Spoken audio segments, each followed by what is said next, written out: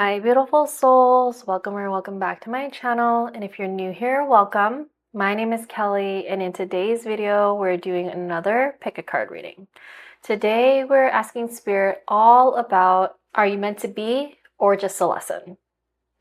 All of my pick a card readings are timeless, so whenever you come upon this video, a message will be ready for you. Before we begin, please give me a big like down below and subscribe to my channel for more pick a card tarot readings just like this one. If you're new to pick a card readings, here's how it works. These are the 4 piles that you can choose from.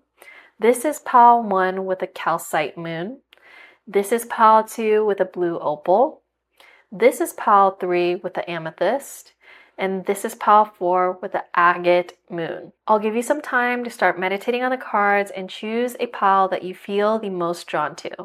Please use your intuition when choosing your pile, and if you feel drawn to more than one pile, please feel free to watch multiple piles.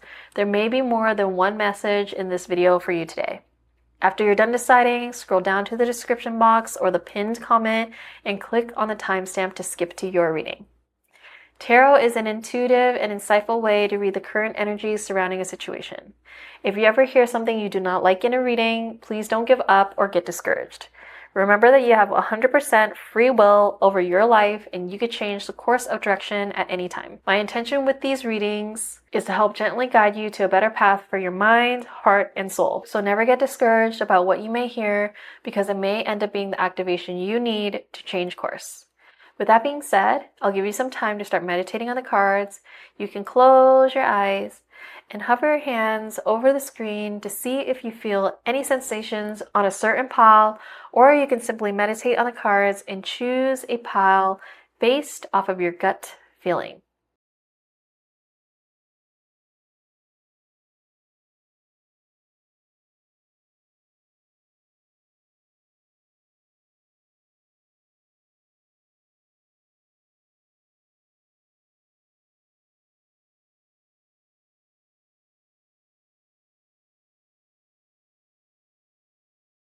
Hi, pile 1. If you chose the calcite, this is going to be your reading. Let's go ahead and get started with your tarot cards. We're getting the Ace of Cups, we're getting the 8 of Swords, 7 of Pentacles, Queen of Pentacles, Justice, and the Queen of Swords.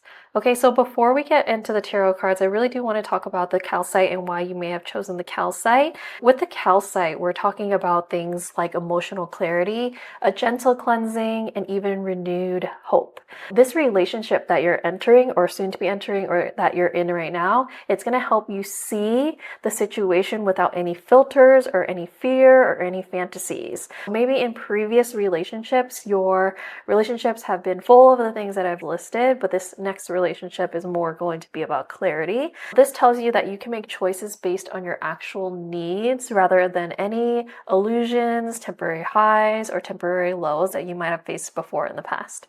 Calcite is connected to Cancer and Pisces energies, watery energy, and the chakra depends based on the color. Since this one is yellow, it's more towards the solar plexus chakra. Calcite amplifies energy, it dissolves any emotional residue that you might be lingering onto, and it opens your heart and solar plexus to truth, confidence, and self-direction. You may have felt lost in previous relationships before, but this next relationship is showing me that it's going to inspire you to be confident and self-directed. And also, since this calcite is connected to Cancer and Pisces energy, watery elements here, it is also suggesting that there is going to be a spiritual connection within this relationship, and also emotional sensitivity, intuition, and potentially even karmic pattern healing. This crystal often enters a relationship reading when it is activating a lesson in vulnerability, receptivity, and emotional boundaries. The calcite sets the tone for the entire reading, whether this is a relationship, again, that you're entering now, that you soon will be entering, or that you're in at this time. You'll know more as I go through the cards. So let's go ahead and get started with the tarot cards then. We start off strong with the Ace of Cups here. The Ace of Cups shows me there's a new spark of love, attraction, emotional openness, or even connection coming your way. Something real is starting to flow in here. The Ace often indicates a soul level activation in terms of relationships. This could be the beginning of something new that is emotional, potentially even something new artistically romantically or even a spiritual expansion. It doesn't guarantee that whatever relationship we're talking about on the table right now will last, but it does signify that there is a shift in your own capacity to feel, love, receive, and connect with this Ace of Cups here. The Ace of Cups is connected to the water elements. We have a lot of watery elements on the table right now with the Calcite here connected to Cancer and Pisces, and the Ace of Cups here in general connected to water element. So with this Ace of Cups here, it shows me that the relationship that we're talking about here can awaken certain dormant parts of you, especially within the heart space. This is showing me that love has been opened in your life, showing me that there might be things that are coming up because this love has been triggered and activated within you. That Ace of Cups moves us straight into the Eight of Swords. The Eight of Swords is talking about things like feeling stuck, feeling scared, or even feeling limited. As you can see, she's not bound and tied up in the real world, but when she looks at herself in a mirror, she sees all of these things. She's bound, she's tied up, and the birds around her are symbolizing the air element of thought. She's trapped in her own thoughts. This is showing me that you might fear making the wrong move. You might even be stuck in overthinking or paralysis of your own mind. For some of you here, this may be a relationship that you're currently in the beginning phases of and you're very unsure about. And some of you, this may be a relationship that you've been in for a long time, but it just has you feeling confused from time to time. With that being said, I'm seeing within this Eight of Swords that this card is reflecting a self-imposed prison here, created by potentially your old patterns that you've had in previous relationships, some type of fear that those old patterns will manifest again in this relationship. It can also represent fear of abandonment. A lot of people have a fear of abandonment, especially if they have lost a close friend before, lost family members, or even had parents that were not there for them when they were children. All of these things could be coming up in this relationship, and the difficulty here is trusting what you feel. This relationship may have activated your shadow around worthiness, control, or even vulnerability. For some of you guys here, this card also signals a tendency to withdraw within yourself rather than expressing your needs in a relationship. As we can see in this card, she is by herself. Maybe you guys tend to self-isolate and get stuck in your heads when you are going through things rather than reaching out to anybody for any assistance and help. I feel like with these two front cards here, there is an activation of emotional energy here in the Ace of Cups, and then it triggers some fears, because when an activation happens, there's always going to be triggers, whether they're triggers for good or triggers for more negative things. What this is showing me here is that this relationship is going to show you that growth is going to become necessary. Right now, I haven't totally solidified if you guys are meant to be or if this is a lesson, but if this is meant to be, there's going to be a lot of growth within this relationship as well. Even if you guys are meant to last, be together forever, etc., there is going to be an incredible amount of growth within this relationship. And why I can tell that is because we're here with the Seven of Pentacles next. The Seven of Pentacles talks about slow progress, patience, evaluating if something is worth your time and energy. With this card coming up, it shows me there's a spiritual maturation process going on in the cards right now. It's asking you, are you able to invest sustainably in love? Are you overgiving in love? Are you taking too much in love? Are you choosing a partner based on long-term alignment rather than short-term intensity? In the past, you might have chosen short-term intensity, but this relationship is pushing you, nudging you towards trying to figure out if your values align and if you can turn it into a long-term thing. The connection may have forced you to assess what healthy love requires of you, what you want, and what you will no longer tolerate. I feel like in the past, you might have not gotten a lot of healthy examples of love, and you might have not known what you want and been confused about it, which is shown here in the Eight of Swords. And also, you may have tolerated a lot of things in the past that you will not tolerate now. You have grown to a point in your life that you don't want to tolerate things that you potentially have tolerated in the past that don't align with you anymore. With that being said, this fear leads to an evaluation point. Is this relationship aligned with the future that you see for yourself? As we know, a part of manifestation is about being able to visualize the outcome that you want. When you're visualizing the outcome that you want for your life, do you see yourself in a happy, healthy relationship, or do you see yourself cycling around with the same old relationships, same old type of person? It may be in different bodies. So with that message coming up, it's showing me that for some of you, maybe you've dated very similar type of people that have hurt you again and again in the past, and you weren't learning your lesson, which is why that type of person needs to come back into your life, back into your life, back into your life, even if it's a different person. And for some of you, you have ended that cycle and envisioned a life for yourself that has a way healthier type of person in your life, and also visualizing who you want to be in this relationship. which moves us nicely into the Queen of Pentacles. The Queen of Pentacles being here shows me that there is a nurturing, supportive, and stable energy here in this relationship. Whether it is your energy or their energy, there is somebody here that's showing up materially and emotionally for the relationship. This is a provider archetype, whether it is a male or a female, because this archetype, the Queen of Pentacles, is a self-sufficient, grounded, and maternal person. The Queen of Pentacles often emerges when you're shifting from needing validation to knowing your value. The Queen of Pentacles is a very strong character in the tarot. It, again, is a nurturing, practical person that provides financially, even can represent a working parent. It is Sagittarius and Capricorn energy. With this energy, it shows that you're shifting from needing validation from external relationships to knowing your internal value and starting to move accordingly in your life based on those values that you know of yourself. For some, this is a reflection of a pattern of being the stable one. Maybe you were always the stable one in relationships and you've wanted stability mirrored back into your life, but you always chose the unstable partners. But at this point, you're ready for stability, and now you're potentially attracting partners who are actually more consistent and more emotionally mature. So you're really being asked at this point if you're able to love and to give without over giving, over doing things, providing way too much, nurturing way too much, and seeing if those things are actually reciprocated back to you. We don't always need an equal exact give and take, but for a lot of you guys, I'm sensing that maybe you really planted a lot of love, time, energy, effort into certain people before in the past, and you weren't really getting that type of energy back, and you really are looking for balance at this point, which leads us perfectly into justice right here. Even though I said that things don't need to be an exact give and take, meaning if you contribute X, Y, and Z, they don't have to contribute exactly back X, Y, and Z. You can contribute your strengths to the relationship, and maybe you guys have completely different strengths, and they have strengths that you're actually weak at. A practical example of that would be maybe one of you is really organized and the other is not organized, but one of you is really good at creating ideas and the other one is just good at organizing those ideas. So those strengths can really work hand in hand. So you don't need to have the same strengths. You just need the same value alignment, which we were talking about with the Ace of Cups, to make sure that you guys can go and take your strengths with control and willpower and put those things into action so you guys can have a better relationship. With this justice coming up as well, it really shows me that fairness is going to be really important in this relationship. Truth and equal exchange, even if it's not exactly equal, more so equal effort, and cause and effect is really showing up here as well with the justice card.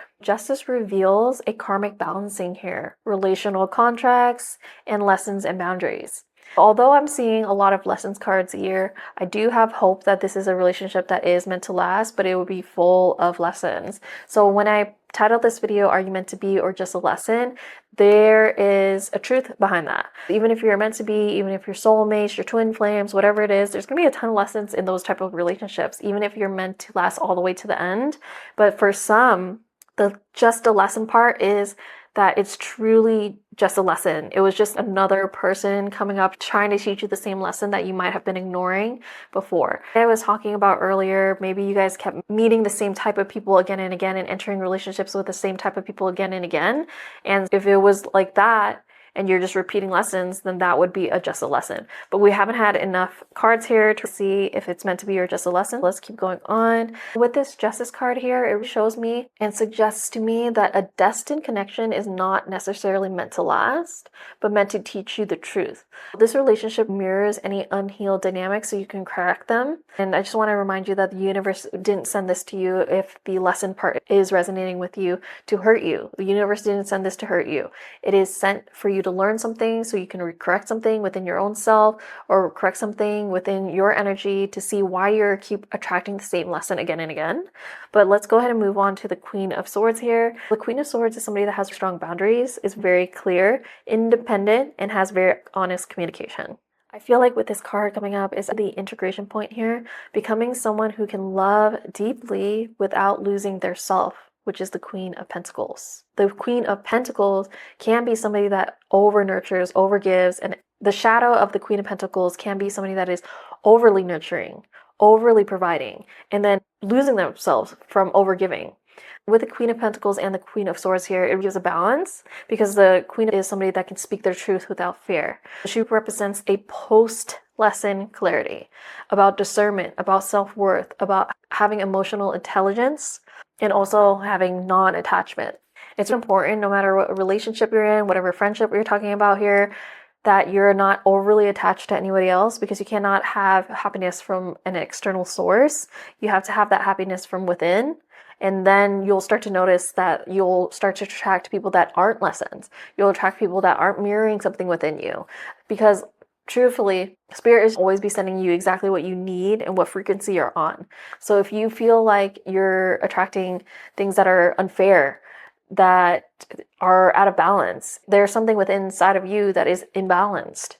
And it's very important to not look at the external world too much and try to focus more on the internal world, because you can't change the external world by force, by coercion, by action. You have to pause, surrender, and let go of things. Try to gain a new perspective on things and look within for things to start to change on the outer layer. That was all we have for the tarot cards. Let's go ahead and move on to the oracle cards. So I did get a heart oracle for you guys, and this is the image. It's really quite endearing, and it's red and orange and yellow, so it's giving me the lower 3 chakras of the root, sacral, and solar plexus, which is also represented here. So let's go ahead and see what it says. Oh my gosh. Okay, so it says soulmate. Your soulmate is already with you in spirit. Believe this and they will manifest physically. Perfect. So for some of you, like I said, I feel some of you might be resonating more with the fact that I got quite a few lesson-y cards here with the 8 of Swords, even Justice, and potentially the shadow side of the Queen of Pentacles. So if you're resonating more with the lesson side of the reading, then potentially this is a lesson and you'll have a soulmate coming in when you figure out these lessons. But for some of you, this is your soulmate and your lesson at the same time. They're mirroring things to you so you can heal those things and have a better relationship. So with this soulmate card coming up though, it shows me that your soulmate is somebody that is spiritually connected to you, even if you have not had that physical union yet. Even if that physical union has not materialized in your life yet, they're still there, out there somewhere for you. You have to believe that and trust the process of this. Maybe this lesson is going to bring you closer to your soulmate, or maybe this is your soulmate showing you a lesson. You have to see what you resonate more with, but it shows me that this doesn't confirm that this particular person is the one, but it does confirm that a soul connection and destiny are actively at play in your life right now. There is a larger weave happening here, and I just got a message. For some of you, this is a lesson, but you're trying so hard to fit it into a puzzle piece of a soulmate that you're pushing or delaying your soulmate from coming in, because maybe the big lesson here is for you to not choose the person that is a lesson and choose yourself so the soulmate can come in. Because when you choose yourself, when you go within, which I went on a huge rant on a couple minutes ago, that's when things are going to change. You'll know this is a lesson if you're always feeling like the 8 of Swords, confused, misunderstood, not having clarity. And if you were attracted to the Calcite, which is talking about clarity, cleansing, and amplification, then if this is a karmic type of person, then they're going to amplify those confusions rather than bringing you clarity in life. You have to dig deep and ask yourself if this person is bringing you clarity or if this person is bringing a lot more confusion into your life. That's how you're going to tell if this is overall a lesson or a soulmate. Also, another way to tell is if you are improving over time. So with a true soulmate or twin flame, you will improve over time. As lessons come up in your relationship and repairing from those fights or those misunderstandings, then that is a good thing. And you're changing and growing, that's a good thing. But if every time you're fighting, you're rupturing and you're not repairing, that's not a good thing. If it's unequal in give and take, that's also not a good thing. That's something that you need to look at. Let's go ahead and move forward. We're getting grounding here now. Number 27, 2 plus 7 is 9, which is the number of completion. With this card coming up, it shows me that you need to get grounded at this time. Maybe you're feeling very confused. So with this card coming up, it's really encouraging you to stay present, stay rooted, and really try to protect your peace. Because I feel for some of you, some of the relationships that you've entered, or even potentially this one, is not really peaceful at all. And it gets you feeling very, very confused and misunderstood. So if that's you, I really, really encourage trying to do things that help you stay present in the moment. So if that's taking a walk, being out in nature, hanging out with animals, cooking yourself a meal, doing something that you fully put yourself in. So for some of you, it could be cooking. Some people feel they can't think about anything else while they're cooking. Some people feel when they're crafting things or making art, they can't think about anything else. So I feel activities as such will help you in this time.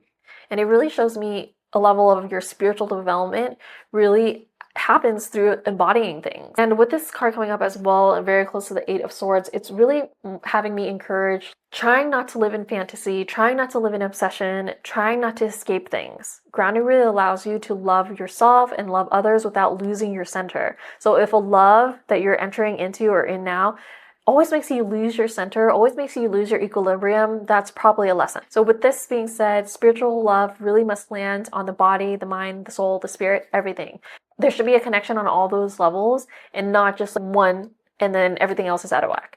So with that being said, let's go ahead and move forward. Breathe in bliss, exhale bullshit. So maybe some of you guys are dealing with a ton of bullshit with this person on the table here, or potentially in the past. And with this card coming up, it really shows me that it's a lighthearted thing. It made me giggle when it came up. Maybe you guys are also sick of it, that you just want to either let go of this particular drama, or maybe it is a truly soulmate connection, but you're going through a lesson at this time and you just want to exhale the bullshit and have this lighthearted integration within the lesson that showed up in your relationship. So it's okay to have arguments in a relationship so long as each person can communicate what it really means to them, why you guys had the argument and their point of view. And if you can both respectfully listen to each other's point of view, that's going to be really important as well. So also finding things to help you get in alignment and stay in your joy. We can see the chakras here. She's in alignment, she's meditating, and she potentially even did yoga. She has the ring around her head. So it really just shows completion. And the number of completion is here as well with the 2 and 7. So with that being said, maybe this is a complete circle for the lesson that you learned in your relationship, or maybe this is talking about moving towards a soulmate relationship rather than a karmic. So let's go ahead and move forward. It says going forward. So there is a lot of mountains here. So it's been a hard journey for you. I can see that, but there's a light at the end of the tunnel here. So with this card coming up, it's actually showing me that growth is coming, abundance is coming, and a positive expansion is actually coming, because this is actually a happy card. It shows a lot of positive colors here. So it's not really a windy, snowy, rainy path. It's grassy hills and it's sun shining. So it's really showing me a lot of positivity ahead. So this connection, regardless of the outcome, is really accelerating your own evolution. Whether this is a lesson or whether this is a soulmate that you're meant to stay with for a long time, potentially the rest of your life, there's going to be lessons within the relationship, right? So for each of you, I really actually starting to lean towards that this is a soulmate, but you guys are going through a lesson right now. You might have had a fight, or maybe you had a disagreement, or maybe things from the past were coming up from your previous relationships and you're starting to think that this soulmate is just another lesson. Because I was also getting that feeling of being confused. But I think you grounding yourself, maybe even going through meditation or going through a walk, is going to help you stay more grounded. I just had a vision. Sorry, sometimes you guys know, as I've said on my channel so many times, probably every video, that my downloads, they come so fast. It's like the whole story all at once. And it's hard to communicate it as fast as I get it. But the vision that I got was waking up upon sleeping, and in the dream they were asked if they were really wanted to be with the person on the table. And in the dream, you answering, yes, of course I want to be with this person. Even if you're going through a fight right now, maybe you're not talking right now, or etc., you still want to be with this person and your soul knows it. And maybe if you get more tapped into yourself, start meditating, breathing more, that you'll have these type of prophetic dreams, because those are the true answers. Sometimes when we're in our awake mind, our conscious mind, it's harder to access those intuitive things. I really would encourage you to try to get grounded and try meditation if you haven't. With this card going forward coming up as well, I see that your life is increasing in love, health, prosperity, even fulfillment, regardless of the outcome of the relationship. You're really stepping into a more abundant timeline here. And it's really showing me also that movement is also just as important as staying still. Obviously, she's meditating and staying still. This person also looks like they're in a resting state. But with this coming up, it shows me movement is very, very important and not just stagnating. Literally moving your body, whether that's exercise, whether that's taking a walk or run, whatever, it's really important at this time, because being stuck in your head and then also staying still physically is going to compound. And it's going to give you more energy just to put into your mental thoughts, rather than if you use a little bit of your energy to move your body, it's going to take a little bit of that energy away from thinking too much. Hopefully you guys can get out there soon. Let's go ahead and move forward. Okay. It says sacred sexuality. Maybe with this card coming up, what I'm actually getting from this is a fire card. Your sexuality is sacred. It really shows you wounds, needs, and boundaries. The sexuality past that you might have had may have wounds, may show you things that you've learned that you needed in a sexual relationship, and even boundaries. This relation may have activated sexual healing, shadow exploration, maybe even identity and worth, boundaries, emotional and sexual integration. You're learning how to combine things of your heart, your body, and boundaries. All those things are important when you're entering a sexual relationship. And of course, with the title of this video, I would assume that this is some type of sexual relationship or romantic relationship that you're entering or talking about. You're reclaiming your totality here and not shrinking into any type of relationship roles. Sacred sexuality is more than the sexual relationship. It is your true sexuality as well, meaning that knowing what you like, knowing what you need, knowing how to express yourself in that way, and the sensuality aspect of it as well. That's probably an important thing in your past and also in this particular relationship, hence why it came up. Let's go ahead and move forward. Oh my gosh, we're getting the Destiny card number 8 here. 8 is a very karmic number. All that I shall need to know as I walk shall now be shown. Okay, so just keep going is what I'm getting from this card, and I am starting to lean towards that this is meant to be, with a couple of caveats here that you will need to learn from this relationship. This is definitely something that is meant to be in some form, but in others it needs to push you towards going into yourself as well with this relationship, because the 8 is an affinity number when you turn it on its side. But you're talking about the self as well as the other here. This is very, very important. Let's move on to our last card. We're getting the bear protection, which is very cute. So maybe this is a very protective relationship that you're entering here. And the bear is a powerful symbol of protection and strength. It's often seen as a guardian. It has fierce defenses, especially for its cubs and its territory. Potentially, you might be feeling that way about this relationship, or the other person in the relationship might be feeling that way towards you. But this is a reminder that protection comes from a place of strength and love. I see that you guys have a lot of love for each other. You want to protect each other, but also there's a sense of protecting yourself a little bit by making good decisions in your life. So with that being said, whatever resonated the most with you, I personally do see the cards on the table here for this particular relationship is a meant to be type of thing, with the Destiny card coming here, soulmate card. There's a lot of meant to be type of things coming up. For example, you have the Ace of Cups here. Justice was giving me that you need, as so long as it's balanced, that it is meant to be. The Queen of Pentacles and the Queen of Swords is a good balance as well. And you got soulmate, destiny, grounding. So long as you're grounded, I feel this is a meant to be type of situation, because it could be a grounding relationship, and also protection. So I really do feel like the tone of this relationship and this reading was faded, stabilizing, growth-oriented, integration-based, and even future-forward. So even if the lessons here have to do with fear and evaluation, they do lead to a long-term alignment and not separation. So I really do see that this is truly meant to be, but it does require emotional maturity from you and balanced boundaries from both of you. So I'm not getting toxic karmic loop from this particular reading. It is a relationship that is meant to evolve you and likely endure as well. So this is meant to be. It is a destiny that ends up deepening, and it is a partnership as well. And I'm going to end every reading with this line because I just wanted to make sure that you guys all understood this. Some connections you run into are meant to be and stay. Some connections you run into are meant to teach you, and some connections are meant to be left, so something bigger can arrive. And for some of you, the meant to be and stay and teach, so you can have a lesson and a soulmate all in one. So with that being said, that's actually all I have for you today, Pile 1. If you enjoyed this reading, please give me a big like down below and comment something down below to claim this reading, whether that's Pile 1 or whatever resonated with you. When you interact with the reading, it pulls the reading and the energy closer to you, so I really love to see your comments. And of course, if you haven't already, make sure you subscribe to my channel below. I post new pick a card tarot readings just like this one every single week, so I hope to see you here again soon. Bye, Pile 1. Hi, Pile 2. If you chose the blue opal, this is going to be your reading. Let's go ahead and lay out your tarot cards. We're getting the Star, the Five of Pentacles, the Lovers, Queen of Pentacles, Death, and the Page of Cups.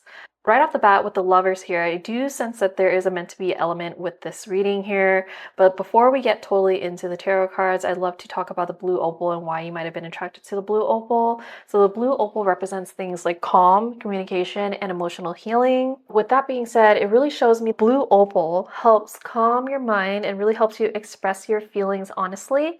So in the past, you may have not been able to really express your feelings honestly, and this relationship that's entering your life or currently in your life that you're questioning is going to help you express your feelings honestly. This stone helps support emotional healing, which makes it easier for you to communicate without any fear. The blue opal is linked to the throat and third eye chakra. So, with that being said, you can really speak from truth coming from an inner knowing. Maybe before you would speak without thinking, and they were based in emotion and insecurity. But now, with this relationship coming your way, you're really going to be able to speak your truth with strength. This is astrologically tied to Cancer, Pisces, and Libra energy, so quite lovely energy here.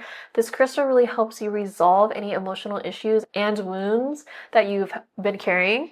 So the stone really often appears when relationships are trying to teach you emotional honesty, vulnerability, trust, and healthy communication.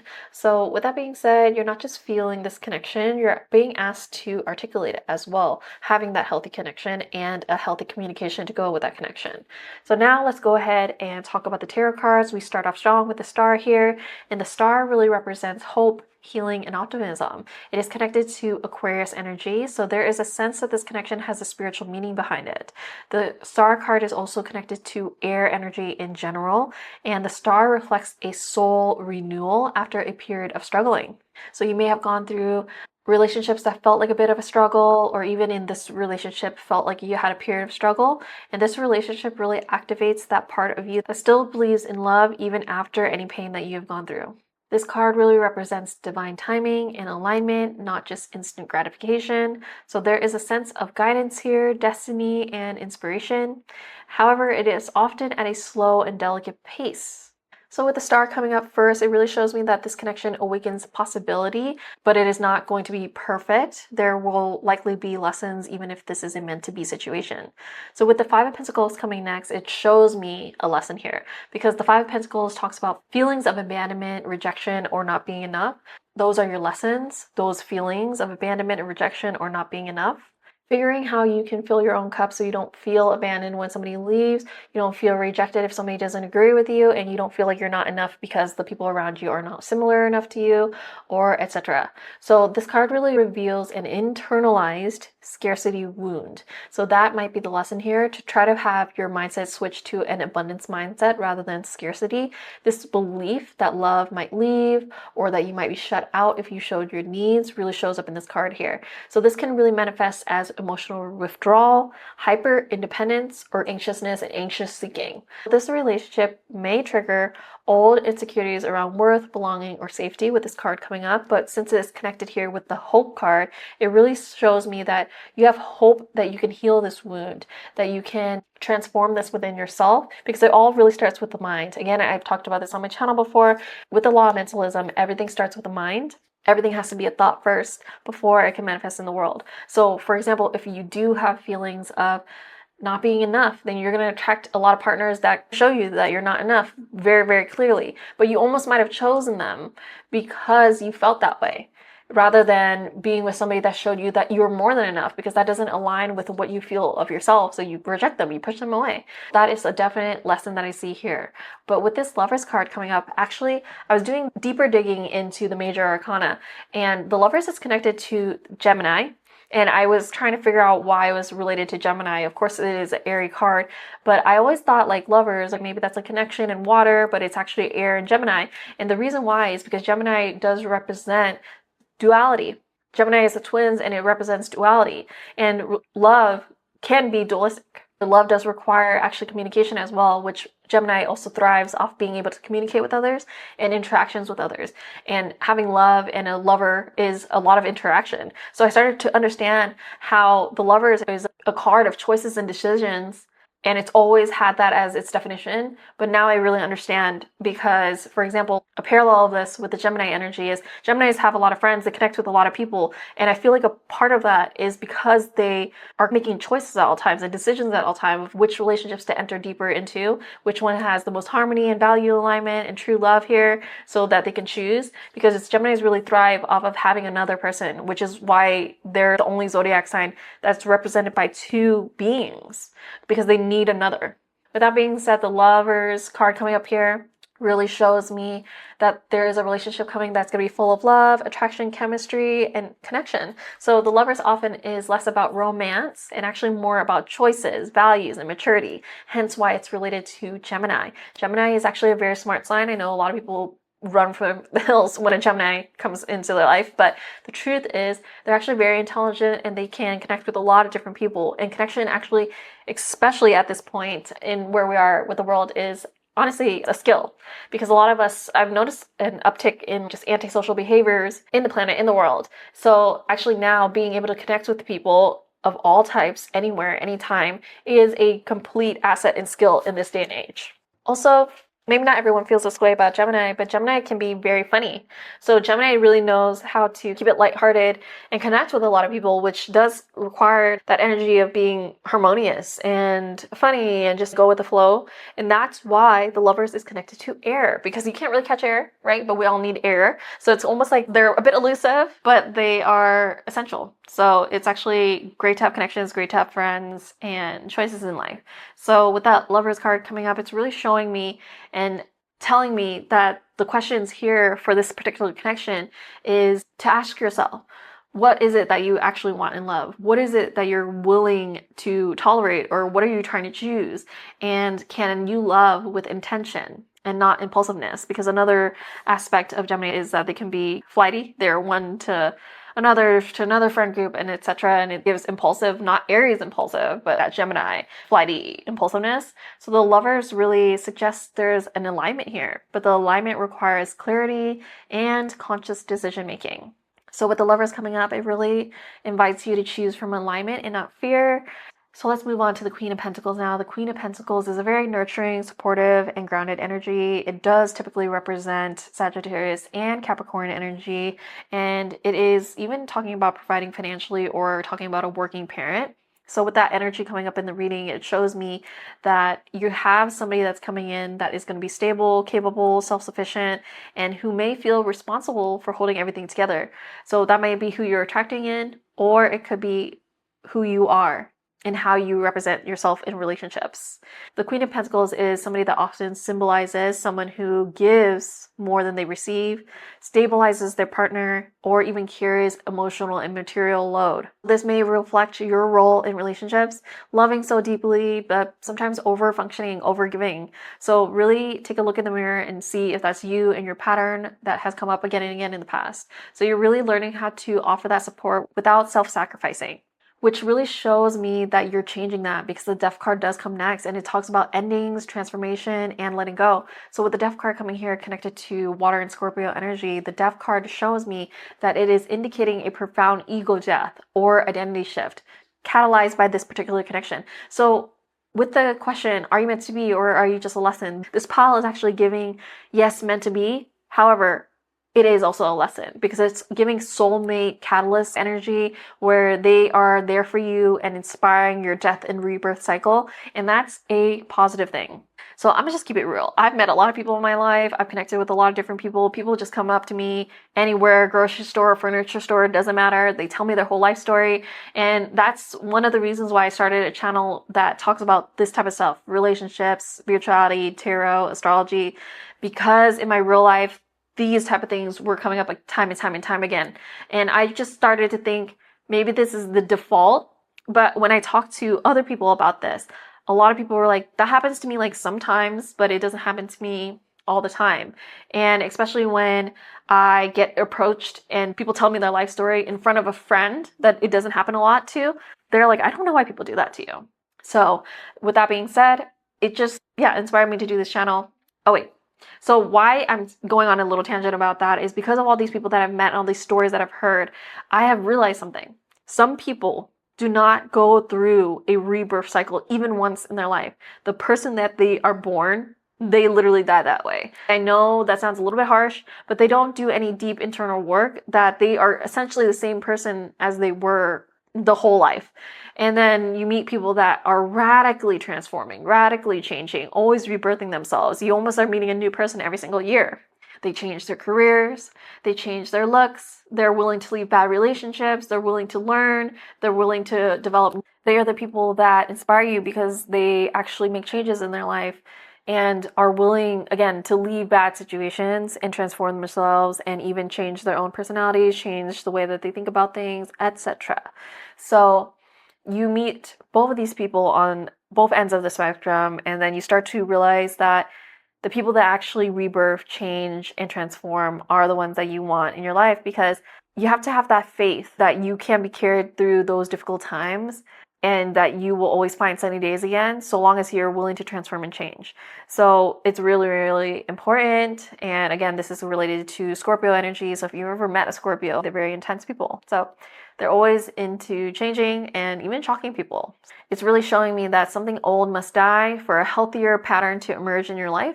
So this could be talking about the death of old coping mechanisms. This is talking about potentially old, outdated expectations, survival strategies, even self-limiting beliefs can be talked about here in this particular spread.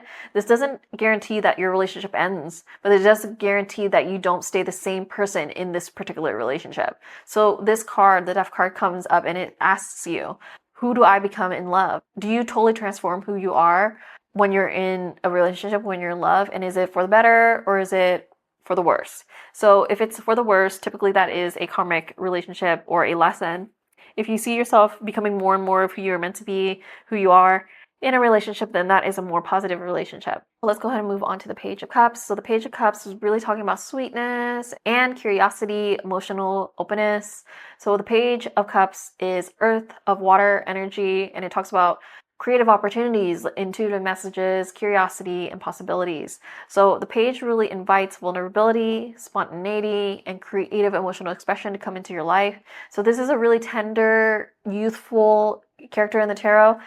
So there's this ability, this chance to love gently and playfully instead of defensively, because as we encounter wounds in our life, sometimes we get defensive and we think a wound is coming, so we get defensive. But the Page of Cups gives me the energy of first love, being really gentle, really playful with one another, almost a nostalgia element to the Page of Cups because it is water. So this card really suggests an emotional possibility and not any defined outcomes here. So after this transformation really comes renewal, because if you can hop back into the Page of Cups energy, it's really beneficial, not even just in relationships. The Page of Cups is a very positive character for me personally in any type of new endeavor that you're doing, because it's going in it with positivity and a sense of fun and playfulness rather than expecting things to work out. So it's just that playful energy. I think that it's literally a teenager type of energy when pages come up. That's all the pages, in my opinion. It's more the princess of the court, right?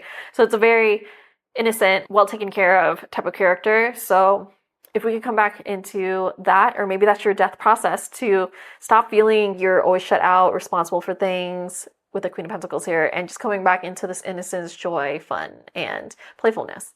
So with that being said, let's go ahead and move on. We have a heart oracle here. This is the image on the back. So they are feeling very lovey. There's a lot of blue here, and it's matching the blue opal. So maybe communication is truly so important in this relationship, because blue is connected to the throat chakra, okay? Embrace. Through each other you find the missing pieces. I love that. I really do. So maybe you guys have been knowing each other for a while and you have shown each other your missing pieces in a sense, and embracing is going to be really important for you guys. So you meet each other in ways that really heal that fragmentation. We can have something called soul fragmentation when we go through trauma, wounds, etc. Our soul fragments. So you can be essentially, I'm part villain, but I'm also a good girl. I've always been a good girl, but this hurt turned me into a villain. So that fragmentation of the soul, we can all go through that. So I feel when you meet each other and you heal each other, you can heal that fragmentation. Instead of feeling like you're the villain and a good girl, you can be the good girl that you've always been. And I don't mean to call you a good girl, but if you're feeling that you always have been a good girl, but the wounds have hurt you to the point that you feel you have to turn your villain on, that's going to be healed in this relationship. And you can still have villain in your back pocket as a fail-safe in a sense, but you don't have to bring that out all the time. This connection really reveals those missing pieces of yourself. And love is truly a mirror for integration. It's not for completion. So people think that, oh, when I find my soulmate, then I'll be happy. Or when I find the person that I'm meant to be with for the rest of my life, then I'll be happy. That's actually not true. You will not be complete with that person if you feel that way, because you're pining for them, needing them, and that's never going to feel completed. This person can come in, show you a mirror, show you parts of yourself that you didn't realize were there, or the fragmentations within your soul that you didn't realize were there, for you to integrate those things. And in that way, that's the highest form of love, because they are there with you to show you your shadows and maybe even deal with their own shadows at the same time. Well, obviously that would be ideal for you guys to both work on your shadows at the same time. But you're really not finding any other half. You're really connected with the lost parts of yourself here. And with that embrace card, it's just like they are your support, they're your partner, but they're not really completing you in any way. Nobody will. Let's go ahead and move on. We're getting balance, spiritual and physical steadiness. So we also, I believe, got grounding energy in the first pile. So if you did feel connected to the first pile, maybe listen to the first pile as well. 22 here, 2 plus 2 is 4. 4 is a very stabilizing number, base number. So with that being said, I really feel like this relationship brings you a lot of balance. And the core messages with this card coming up is maybe you're finding emotional regulation by yourself and not needing any external things to emotionally regulate you, which is the best course of action, because you need to be able to emotionally regulate yourself by yourself, and really responding without any reactivity here, choosing peace very intentionally in your life and not letting any small stressors steal your inner harmony, because there's a lot that goes on in a day. You're now sitting down or doing something, a task, while you're listening to this, but I'm sure a million things have happened today. So really letting yourself have that balance, emotional regulation, responding with peace and intention, not reactively, and tapping into that inner harmony is going to be really helpful for you. An affirmation that really comes up here with this card is, I invite harmony and peace into my life. So you can either comment that down below or keep repeating that to yourself. I invite harmony and peace into my life. I invite harmony and peace into my life. Your brain will start looking for things that are harmonious and peaceful if you keep affirming that to yourself.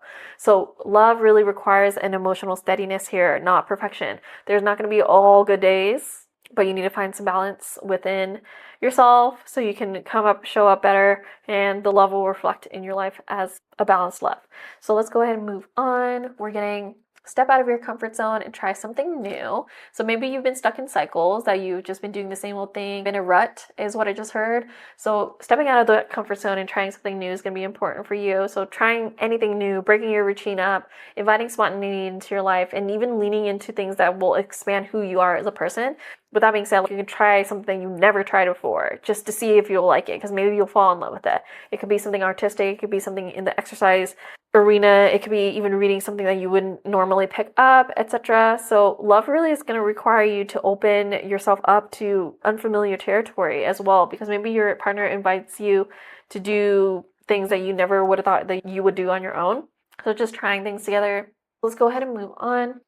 We're getting the happiness card. This is a really cute card. I love this card. There's 2 dolphins here. Dolphins are very happy animals, actually. They're very joyful, playful animals, and the sun is shining, and it's a rainbow perfect day outside. So with this card coming up, it really shows me themes of joy and warmth and optimism. Life is expanding here. Good fortune and aligned opportunities are coming in.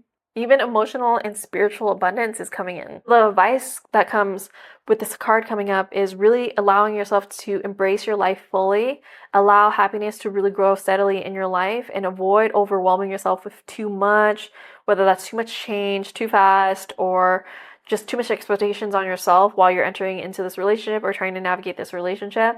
With this being said, an expansion is coming into your life. However, Spirit is encouraging you to pace your expansion with wisdom, not moving too fast or headlessly. So let's go ahead and move on to the next card. We're getting the Seeker. Maybe you have been seeking a lot. There's teeth here, literally molars and little teeth. So this is the other card, and this is talking about themes of essentially seeking things, seeking the truth. So rediscovering any innocence or curiosity and wonder that you have in your life, seeking in those things that you're naturally curious about, breaking free from survival mode, and balancing responsibility with play, gathering experiences and not perfection, trying things just for the sake of trying things. This is really showing me it is really important for you to approach love with curiosity and not desperation. The Seeker is a card that indicates a need for that energy, that movement, vitality, and excitement. So you're seeking things that you're naturally drawn to. It is childlike at heart, actually. So very connected to the Page of Cups here. The Page of Cups is going to try things, right? Remember, the way that I see the Page of Cups as a character is princess, not hurt yet by life circumstances or anything. She's well taken care of. She's probably still under the provision of her parents and therefore able to try more things without worrying too much about it. So she's not yet taking care of herself fully. So she has a little bit of that. She's allowed to be curious, allowed to find her passions and that exposure to things in her life. So with the Seeker card coming up, it really shows me that energy as well, where you're allowed to be in touch with your innocence and your sense of wonder. As we get older, we kind of lose these things because of stressful home environments or work environments, external pressures, anything like that, physical things of disease and all that can dampen your seeking spirit. But with this card coming up, it encourages you to remain a seeker, whether you're in a relationship or not, or continue to deepen your seeking in the relationship and not to focus or give too much in relationships, because the Queen of Pentacles is jumping out at me at this time. So I really do feel seeking and curiosity is important in your life in general, not just in relationships. Okay, let's move on. We're getting the Grace card. There's 3 ladies that are buddies here. 2 plus 0 is 2. 2 is a very harmonious number. So maybe you're finding grace and harmony within friendships and you're leaning on friendships as well.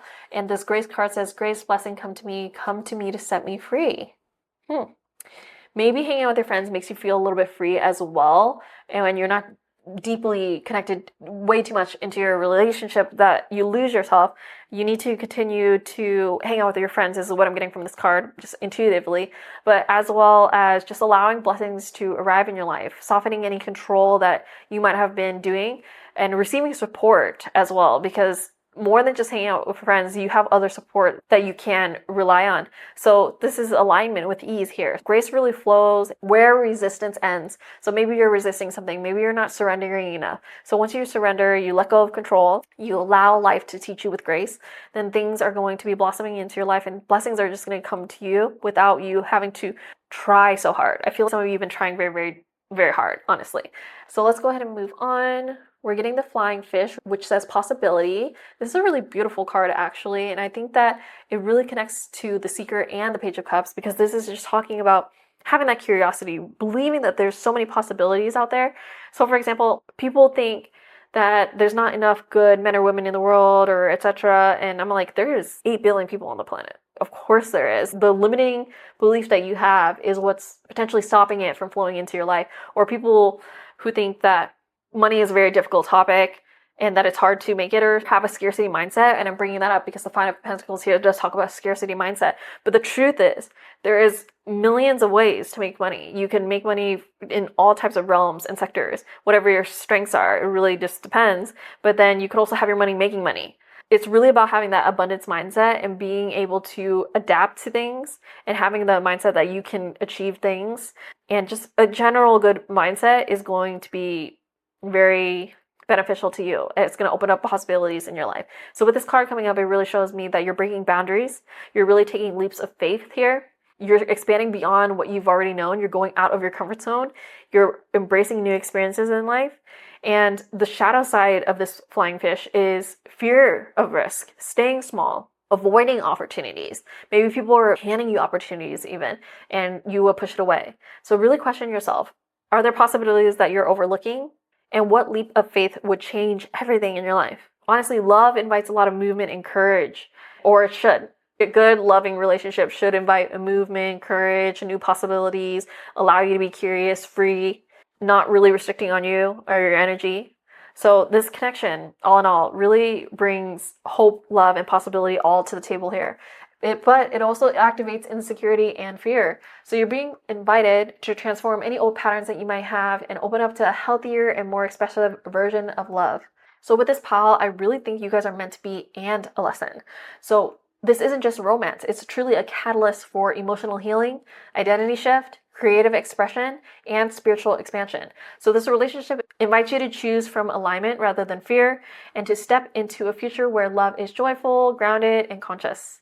Whether or not this person stays, the transformation they triggered really does matter, and that is what will stay with you no matter what. So a part of you is being reborn at this time, moving from scarcity and survival into curiosity, possibility, and emotional freedom. So this connection is really less about are they the one, and more about who am I becoming through love in this relationship. So the overall tone truly from this relationship gives me that it's waking you up and changes you forever. However, they may or may not walk beside you afterward. So this is a union through transformation. However, it is a bit uncertain if they'll stay. It is a destiny that shapes you, and it's a soulmate catalyst, both meant to be and a lesson, but the outcome depends on the growth that you choose. This really feels like a transformative soulmate energy. It's not just a passing lesson, though parts of you must die and rebirth to fully meet it, which is why the death card has shown up. So I have been ending all the readings saying something that is very important, because I know the title is very heavy, and you might have been clicking on this title because you're feeling very heavy. So the lesson here and the message here is, some connections you run into are meant to stay and meant to be. Some connections you run into are meant to teach, and some connections are meant to be left so something bigger can arrive. And they might be a combination of these things, so you really have to use your discernment to figure it out. But I do believe in you, pile number 2. That's actually all that I have for you today. I hope you enjoyed this reading, and give me a big like down below. And of course, comment down below what you resonated with. I love to see your comments. And when you interact with the reading, you pull the energy closer to you. So make sure that you interact below. And of course, if you have not already, make sure you subscribe to this channel. I post new pick a card tarot readings just like this one every single week. So I hope to see you here again soon. Until next time, bye pal 2. Hi pal 3. If you chose the Amethyst stone, this is going to be your reading. Let's go ahead and get right into it. High Priestess, Knight of Coins, 8 of Swords, 4 of Wands, 10 of Wands, and the 6 of Coins. Okay, so before we dive into the tarot cards, I would like to talk about the Amethyst and why you might have been attracted to the Amethyst and what it means for this particular reading. With the Amethyst coming up, this is talking about intuition, protection, and tranquility. So maybe the relationship that you're entering or inquiring about brings up themes of intuition, protection, and tranquility. So Amethyst really soothes the mind, protects your energy, and helps you trust your intuition. So it helps you bring peace into your life when everything feels confusing or emotionally heavy. The Amethyst is linked to the third eye and crown. The Amethyst clarifies perception, and it dissolves psychic debris, and it also strengthens spiritual boundaries. It really helps support the process of seeing the truth without collapsing into fear, and helping you trust your inner guidance even when outcomes are uncertain. So this relationship is not random. It is activating your intuition and your self-protection system at the same time. Sometimes your intuition isn't necessarily saying they're bad, it's saying you're not honoring yourself, which is very important. So you guys know I talk about the self a lot. Obviously, a majority of my videos on my channel is about relationships, and I love talking about relationships as well, so I'm okay with doing relationship readings, but I do have to caveat and say that a relationship is not just about the other, it's about yourself. And matter of fact, I do think the self is more important, because when you work on your internal self and the relationship you have with yourself, it actually manifests different types of people into your life. So it's really important, more so, to work on the self than trying to change an external person, because it's not going to happen. The person that you attracted into your life is a reflection of your current state. So you could always change your state and see if the person even sticks around, because honestly, sometimes when you change enough, the person that you're talking about that is no longer in alignment with you, it just dissolves. So with that being said, let's go ahead and now talk about the tarot cards. The High Priestess coming here is very connected to the Amethyst as well. The High Priestess is talking about mystery, intuition, inner knowing, and a spiritual connection. With this card coming up, it shows me that this connection has an unspoken psychic thread about it. Something about this connection makes you feel, meaning that the relationship is more so something that you feel into and intuit about, rather than being able to define exactly what is going on here. So the High Priestess signals an inner truth rising inside of you. Before any external clarity arrives, the inner truth is going to be rising. So you just need to get quiet enough to be able to hear those things. 3:33 on the clock right now. So you're not being guided to chase answers at this time. You're being guided to embody wisdom. Inside of you, you already know the answers, but as we keep going on with the tarot and the message, you will be able to intuit more and more. So with the Knight of Coins coming next, the Knight of Coins is a character that is representing things like consistency, responsibility, routine, and reliability. This is a slow, deliberate, and steady knight, which shows me that the relationship itself is slow, deliberate, and steady. It is not about impulsive action. This is not about impulsive passion in this relationship. It often mirrors relationships where someone moves cautiously or prioritizes security, or even is focused on building long-term stability more so than the relationship aspect itself. So this isn't romantic chaos at all. This is more grounded, if not even a little bit slow or emotionally reserved. But I want to make sure that you understand that slow love is not cold, it is intentional. So patience is going to either deepen this connection or end up exhausting you, because it depends on what you want in a relationship and what you envision for yourself. So with that being said, we're moving on to the Eight of Swords next, which is a harder card to come up in a relationship reading, but it does talk about feeling stuck, trapped, or even mentally overwhelmed. This card reflects a self-imposed limitation, which is usually rooted in fear of loss, rejection, or even making the wrong move, especially in your own personal life, in love, whatever the situation might be. It may show you where you or potentially the other person is unable to really express emotions honestly or move forward, despite having a desire to do so. With this card coming up, it really reveals a story that the mind is repeating, not true reality. As you can see, her head is down, her head and eyes are covered. She has all these knives around her, which is talking about the thoughts and emotions that she's cycling throughout her head. This is Jupiter in Gemini type of energy. Jupiter expands everything that it touches. And with that being said, Gemini energy can be quite scattered. So you're a bit scattered in your mental arena at this time. And I forgot to say that this is connected to Moon and Water energy, and this is Leo and Virgo energy, just in case you have those signs or the person you're connecting to has those signs. With that being said, this is really showing me that the prison isn't necessarily the situation. It is the story that you're telling yourself about the situation. Whatever you're repeating to yourself again and again about the situation is exactly what you're creating the situation to be. Maybe the situation is good, but you're holding on to certain little things and you're telling the whole world about your story. If anyone's there to listen, you have all this tension inside of you. You're releasing tension to people, but not knowing that you're creating more tension in your life. That is the message here. And it's really showing me that you're being pushed to confront any mental patterns that you might have that restrict your emotional flow.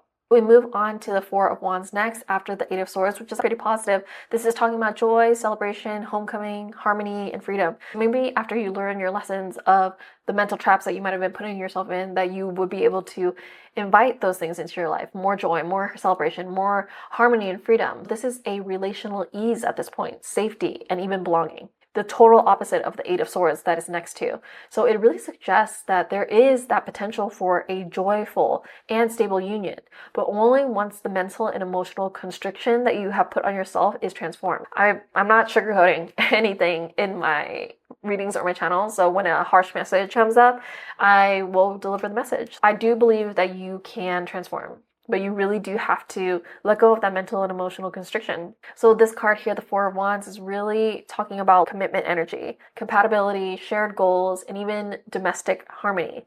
So love isn't supposed to feel like you're walking on eggshells. It's supposed to feel like coming home. So if you're always dreading to come home to this person or go see this person, that might be a sign. However, if you feel your shoulders are dropping and you're having a deep breath when you get to go home, and this person truly feels like home, then that's a good sign. So joy becomes available once fear stops leading your relationships. The Four of Wands is connected to Venus and Aries energy as well, just in case you have that placement, or the person you're inquiring about has that placement, or you resonate with Aries or Venusian energy in general. So the next card that we have here is the Ten of Wands. It talks about burdens, pressure, overwhelm, and burnout. And I'm starting to see a pattern here where it's pretty positive intuition, and then it's a negative, and then it's positive, and then it's a negative. So maybe this is a roller coaster type of relationship that you're in here, and then it goes positive again. So it's honestly very roller coastery. So this might be more of a lesson type of relationship, but through lessons, there is an opportunity for a transformation. I am starting to recognize the pattern here. So the Ten of Wands here is showing that burden, pressure, overwhelm, burnout. So somebody may be doing too much emotional or logistic labor here, creating an imbalance. This can also show feeling responsible for holding the relationship together, guilt for needing help, or even difficulty letting go of control. So the Ten of Wands often asks you, are you carrying love or are you carrying the relationship? If love demands you to carry it alone, it isn't love. It is obligation dressed as devotion. So release the pressure that you feel about this relationship, and you could try to release pressure in your life, but not the affection part. So if the relationship feels like it's full of pressure, full of demands, full of feeling like you just are the only one putting in effort, then that is a sign. Let's go ahead and move forward. So this Six of Coins is actually Moon and Taurus energy. I forgot to say this is Saturn and Sagittarius energy. But with the Moon and Taurus, actually, the Moon really loves to be in Taurus. So again, it's like a positive card, neutral card, and then negative, positive, like really positive, negative, positive again. So again, with that roller coaster energy here, it's really talking about maybe sometimes you're really good, sometimes you're really bad, but that is also a lesson in and of itself. So with this card here, it's showing generosity, reciprocity, giving and receiving. So this is a healing moment after the Ten of Wands, shifting from imbalance to mutual support, and it really asks for an equal exchange, shared responsibility, healthy giving, and healthy receiving. So this is talking about a collaboration and no longer sacrificing. This is talking about a partnership and not performance. So if you can't receive love, you'll always confuse that feeling of exhaustion with devotion and intimacy because you feel like you're giving your all and you're exhausted, and that means that you love this person, but that's not it. You're overgiving, and if you're not receiving anything back, even love, then it is a form of a lesson. So here it really shows that love wants to be shared and not survived. So I feel like some of you are barely surviving, barely getting through this relationship. I don't know why I'm laughing. It's almost like because it's something about the feeling here makes you feel a little crazy and loopy, and you almost want to laugh because it's so crazy. That's like the energy I'm getting here. I'm not laughing because there's painful cards. It's more a confusing energy here. So let's go ahead and move forward. This is the image on the Heart Oracle. Okay. And it says playfulness. Laughter is the best therapy. Have some fun together. And remember, love is the greatest healer. Maybe I was laughing because this was going to come up, but no, I do kind of feel like there's a funny, crazy energy here. However, maybe just upping the playfulness in your relationship can really help. Laughing together, having fun together, and just remembering that you guys love each other for a reason. And maybe you can heal the old things that you've gone through or the mental things that you've gone through by being more playful. So this card really comes up and it encourages you to laugh, to flirt, to lighten the energy. Joy really heals faster than control and being heavy and analyzing things and trying to make love, which is an emotional thing, logical. This is also a reminder that love doesn't need to feel so heavy. And it also gives me the message of you don't really heal by gripping things harder. You heal by softening. You heal by forgiving yourself and forgiving other people. So gripping hard, trying to control the narrative, the situation is not going to help anybody. And having a little bit more playfulness will help. Let's go ahead and move forward. With the Feminine Wisdom card, it says surrender, letting go, and releasing. Number 9, and that 9 is a completion number. So there might be a point where you realize maybe you're better as friends. Some of it is giving me that energy of maybe you went through this cycle because this person, maybe you know this person for a long time and you had hopes. But it could potentially be you love this person best as a friend, or just surrendering and letting go of certain things that have happened in the relationship with this number coming up. So this is talking about just stopping with the control of outcomes, release what is past its expiration date is a message that I'm getting. I really do encourage you to accept life as it is right now and not how you wish it would be. Because I sense that some of you are wishing for this potentially, but really your reality is this. So you really have to analyze with yourself and understand within your own relationship if you feel more confused, if you feel like you're putting in a lot of hard work and you're the only one putting in work and it's not balanced, you really need to accept those things. So letting go isn't a failure. It is faith that you will have something better come into your life if you let this go, if it's needed to let go. So I do have affirmations for you when this card comes up. So I release the need to control my life.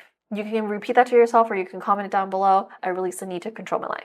Another affirmation that is coming up with this card is I surrender to this present moment. So again, you can comment down below or just repeat it to yourself. I surrender to this present moment. I just got to download. So I'm sensing that for some of you, when you're hanging out with this person or you're supposed to be on a date, you want this, you want the date to go this. However, you're thinking about the past, maybe past hurts, past pains, etc. And then the night ends. So maybe that's why it's up and down, up and down, up and down. I'm not getting a lot of romantic cards here other than this one. I feel maybe this relationship is very practical because of the Knight of Coins here, or it moves really slow, or just not moving at the pace that you would want it to go. So maybe you got to surrender the timeline. That's another thing that I can see. Maybe you got to surrender a lot of different things, and to which then you probably need to ask yourself, am I surrendering too much of my wants and desires just to have this person? Because then that could be the lesson in and of itself. Let's go ahead and move on now. ask for help. It doesn't make you weak. So maybe a lot of you have been holding things in and not really telling anybody about potentially what you've been going through or asking for any type of support. But this card coming up really shows you that you can ask for help and it doesn't make you weak. You can ask for appropriate help. Make sure the person that you're asking has the appropriate bandwidth.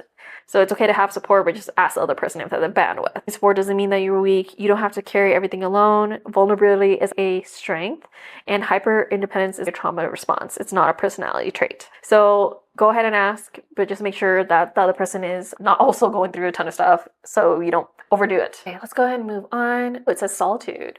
Okay, you guys, I'm sensing maybe some of you isolate yourselves with this card coming up and you've been in solitude for days, weeks, or months, and there's only this one person and the sun is setting. So this potentially means that you just have low energy at this time and you haven't been asking for help and you just have been letting life go on without really engaging in it too much. So with this solitude card coming up, it's themes of self-reliance, individuality, breaking free from group expectations. Even you could talk about solitude really helps with creativity as well. So maybe you're going through a creative incubation time. But for this particular reading, I think that you've just went into solitude because of relational things. So it also is themes about healing and clarity. So you might have gone away for a little bit to heal, to find clarity. And the advice here and the guidance here is really to think about yourself. Because I feel like you've been pouring into other people and thinking about other people. And it really shows me that you need to take a step back, trust your instincts, and realize separating from the situation may be the most necessary thing, to be honest. Because, I mean, even my stomach hurts. My stomach has been hurting in this reading because of the ups and the downs, and the ups and the downs, and the ups and the downs. And it's just, these are harsh ups and downs. I'm now seeing a roller coaster, and maybe that's why my stomach is hurting. Because sometimes my stomach hurts on roller coasters. Channeling things can be a real trip. But with that being said, I do think that sometimes the most spiritual choice is to be alone long enough so you can remember who you are. Because when you're stuck in a confusing roller coaster type of relationship, first of all, you're going to forget who you are. You're going to lose yourself. If that's resonating with you, if you have no idea who you are outside of the relationship, that's going to throw you in a roller coaster. With that being said, just have that solitude. If you're feeling peaceful when you're separated from a certain person, however, right when you get back into their field, into their energy, you immediately feel this 8 of Swords or even the 10 of Wands. That is a sign. That is a very clear sign. However, a lot of us can ignore signs. That is just another message for you. Maybe you've been asking for a sign and I'm your very blunt sign saying that maybe lean on your friends and leave this toxic thing. Let's go ahead and move on. It says shadow, another very deep card here, and this is air element. Again, with the mind, it could be all in your mind, all the pains that you've been going through in this relationship, but it could also just be that this person has messed with your mind so hard that you can't even act. And also with the shadow coming up, maybe this person brought out more of your shadows than your light, and that is really bad. If somebody is consistently bringing up the worst in you and not helping you improve, things are not changing, the other person's not putting in effort, these are all signs. I'm really starting to lean on this particular pile being a lesson. And it does seem like it's a bit of a harsh lesson. It is a life cycle, a turning point. This is something that you need to choose wisely, because I do think that you will be stuck in a roller coaster if you don't choose wisely. So with this shadow card coming up, it really talks about themes of diving into your own unconscious patterns. So if you were, for example, never chosen by your parents, or your parents always created an environment for you where it felt really good, really bad, really good, really bad, you're actually going to be unconsciously looking for that in a relationship. This is a really good theme here of doing shadow work, which is facing your inner wounds, reclaiming any disowned parts that you have. This is even talking about dream work. Nighttime is the dark, is a form of darkness and shadow and yin. So having that dream work, pay attention to your dreams, because sometimes your spirit guides or your higher self will talk to you through dreams and tell you things very, very clearly as well. In a different pile, we had a different message of the person potentially having dreams of wanting to be with this person and answering to themselves, do you really want to be with this person? They say yes. However, for this, your dreams might literally tell you that you need to walk away. So having that dream work as well. And also this card really talks about a theme of transformation through awareness, true awareness of the situation and having that clarity, tapping into your intuition. Your shadow isn't here to try to sabotage you. It's really begging you to stop abandoning yourself. I'm sensing that some of you, because of the roller coaster of this relationship, you can't get your head straight, that you consistently abandon yourself, prioritize the other person, and you're no longer yourself. Some of you had so much light within you that had just been dampened by potentially this relationship, and now you just see the shadow side of yourself, or you portray this shadow side of yourself all the time. So that is a sign, a message in and of itself. So let's go ahead and move forward. Ooh, we're getting the fertility card. 37, 3 plus 7 is 10, is 1. So this is the number of independence here, actually. So fertility. Let all take root, seed, and sprout. Let new life be all about. Okay, so for this particular reading, I'm sensing that you reap what you sow. So maybe if you choose better and choose and put yourself first, that something new can root, something new can seed and sprout out, because this talks about a new life right here.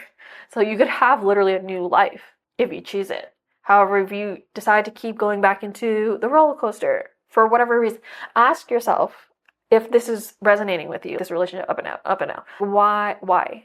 Is it because of time? Is it because of comfort? Is it because you're just so confused that you can't even make an action? What is it truly? And really asking yourself those things. And that's why solitude for this pile is so important. So with this card coming up though, the fertility card, it really talks about new growth, new life, new cycles. So seeds becoming form, expansion and creation. So something new wants to grow, but actually not from old soil. So whether that is changing the relationship entirely or changing things, the root, the soil from things coming up. So that requires you changing yourself as well.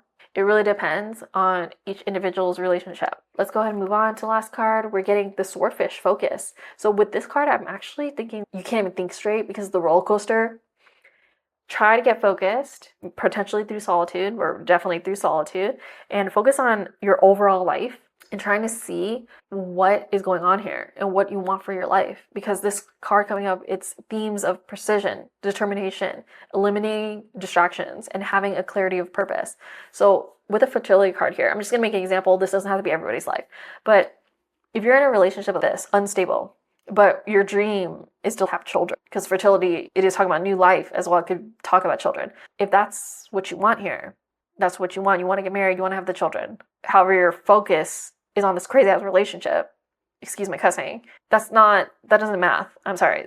You can't girl math that. There's no math on that. So your focus needs to be towards men that want that as well. Men or women, whoever you like, and staying focused on your true purpose, your true goal, if marriage and children is your goal here. But the shadow side of this is also a tunnel vision, missing opportunities, or over attachment to one outcome. Maybe you are overly attached to particularly this person to have that outcome.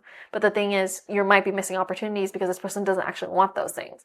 You have tunnel vision on this particular person potentially, or a relationship. However, that's not what's happening. That's not what's showing here. This card really comes up and asks you, where do you need to direct your energy? And what distractions are draining you? So is this relationship actually distracting you, draining you from what you're trying to do? If you try to hold on to everything, you also are holding on to nothing. This relationship or reading feels heavy. I always like to be honest, but it does generally feel heavy. It's a transformational lesson for sure. And you can see that by the High Priestess starting it all off, with the 8 of Swords coming next. The 10 of Wands is very heavy. And there's themes here of shadow work, and surrender, and solitude. And we talked about healing a lot and asking for help.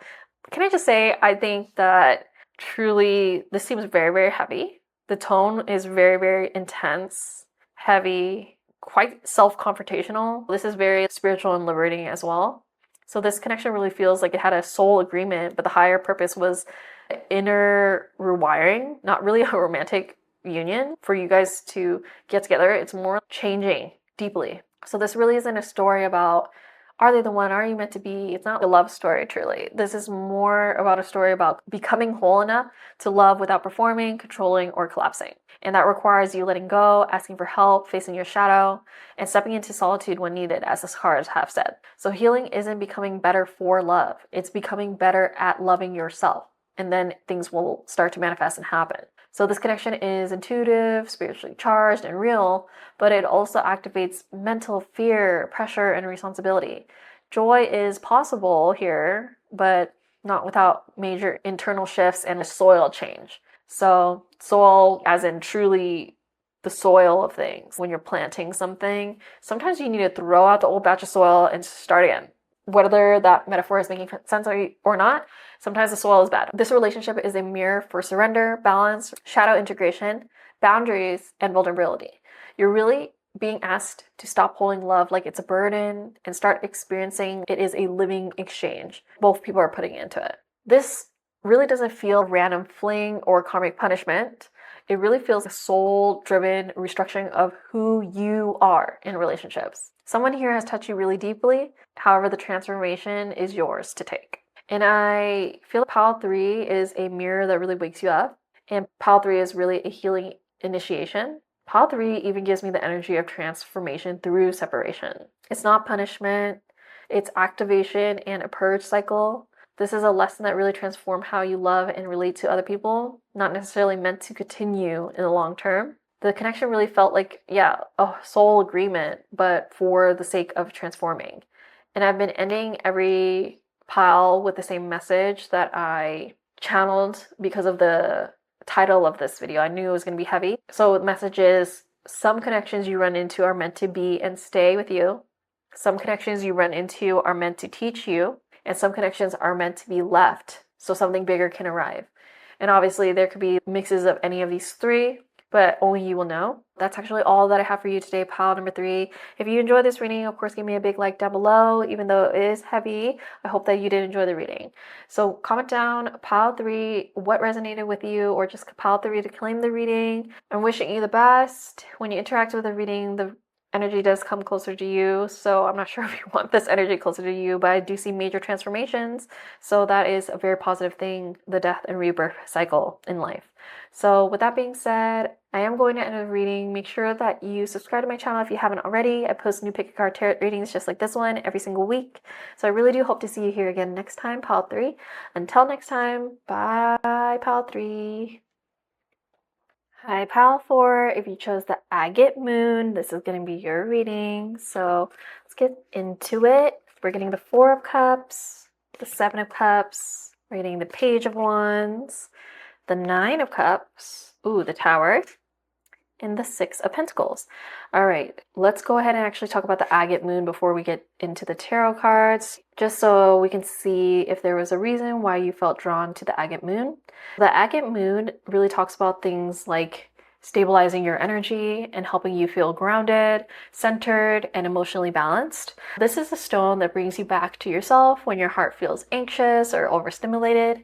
It is connected to the root chakra. Agate really supports things like inner safety, emotional regulation, grounded self-confidence, and trust in your own timing. It aligns with Gemini and Virgo. You may have that in your chart, or the person you may be inquiring about may have that in their chart. This really emphasizes reflection, discernment, and authentic expression. The agate here really invites relationships that feel steady, supportive, and reciprocal, instead of destabilizing and performative. This connection that you're talking about here isn't just testing your heart, it's testing your emotional regulation and sense of safety. Okay, with that being said, let's go ahead and move on to the tarot cards here. We do have some really positive cards, however, we have some more difficult cards. Let's go ahead and start here. The 4 of Cups really talks about emotional detachment, contemplation, and re-evaluating offers. As you can see, there's an offer to this person coming out of the thin air, and they're very disinterested, arms crossed, not open. Okay, there may be some emotional dissatisfaction or burnout here. Somebody may be pulling back, withdrawing, or even feeling numb. Not because there is no love here, but because there is emotional overwhelm or unmet needs happening. This card often appears in relationships where someone feels very disconnected from their own desires. Sometimes you're not necessarily bored in love, even though the person looks very bored. You're bored and disinterested in abandoning what you actually want. It starts to manifest as boredom energy or disinterested energy. Let's roll the dice and try to give an example. So Cancer, maybe you want somebody that's very nurturing, very loving, very soft. However, Aries is right here. Maybe you have somebody very fiery. It is a mismatch of what you actually want and abandoning what you want just to have that love in your life. That stagnation is a messenger, not really a death sentence for the relationship, but it is a messenger and it is a thing to note. With the Seven of Cups coming next, this is talking about choices, possibilities, confusion, and idealization. This card really reflects a fantasy, projection, or even escapism, and this is Venus in Scorpio energy. This was Moon in Cancer, okay? Watery energy here.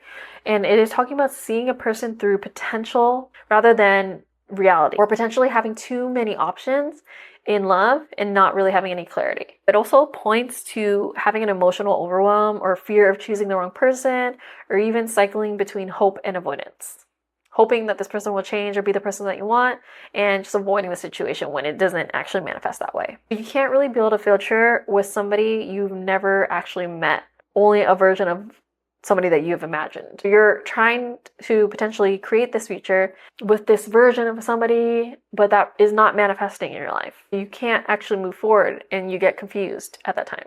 Clarity really comes when you face your truth of what's actually manifesting in front of you and choosing from there, not your dreams. What I'm meaning by this is, let's say these are all relationships, 7 of them, coming towards you. You have to face what is actually shown to you. This one looks like somebody's hiding things. This is a ghost. When that person manifests for you, you have to use discernment and realize if that's what you actually wanted and asked for. This is literally some type of lizard. If a lizardy type of person comes up, maybe there's also a snake here. Typically, this card shows a lot of more negative things, a choked up feeling. If somebody is making you feel very choked up, you're crying when you're not with this person or when you're thinking about this person, that's a total lesson. Let's move on to the Page of Wands because the energy here is crazy. With the Page of Wands coming next, this is talking about inspiration, curiosity, flirtation, and passion. Maybe these are things that you're desiring, being inspired in love, feeling very curious in love, flirting, and having passion in love. Having that exciting and spontaneous, playful energy is important, but it's not necessarily consistent or mature potentially in your life yet. This can reflect as a spark that hasn't been grounded, potential chemistry, potentially an early stage connection, or even someone that is still exploring themselves. When this card comes up, it really asks for curiosity and not certainty. Some connections are meant to awaken your fire, but not tend to it. Maybe this person has inspired you, or you felt passionate or moved quickly at first. However, it fizzled out as well. Don't force long-term meaning onto an early stage energy. That is what's coming up when this card comes up. Moving on to the Nine of Cups, this is talking about a more positive message here. It is talking about emotional fulfillment, satisfaction, and wish fulfillment. This card really reflects self-containment, pleasure, and even confidence in your emotional worth. So it may suggest that this connection really boosts your sense of joy or desirability or even your self-value, even if they are not the one. Sometimes this card says you don't need a relationship to validate your happiness.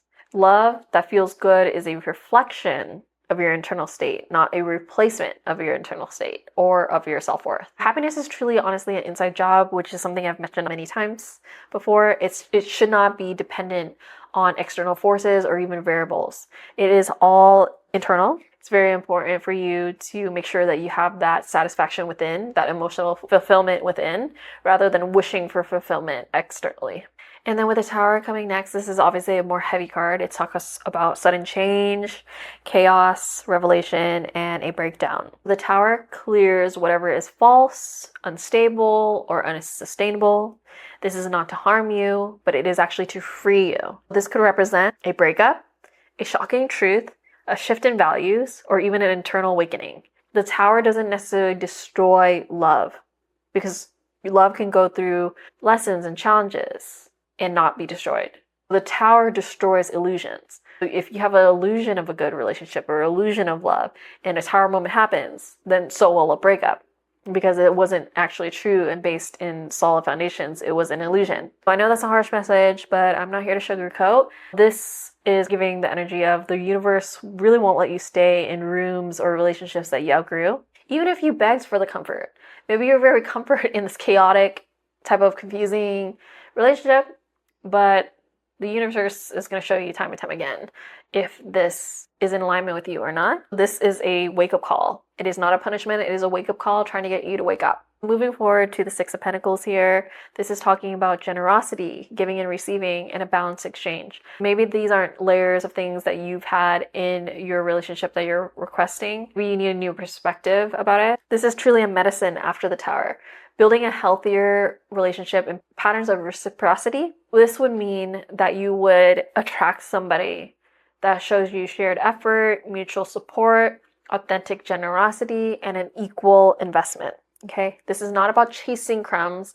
I do sense that some of you are being breadcrumbs and it's confusing you. This is talking about abundance, the energy of abundance, giving and receiving in balance. Again, I did talk about this similar theme in another pile. I think it was pile 2. Maybe watch pile 2 if you're considering pile 2.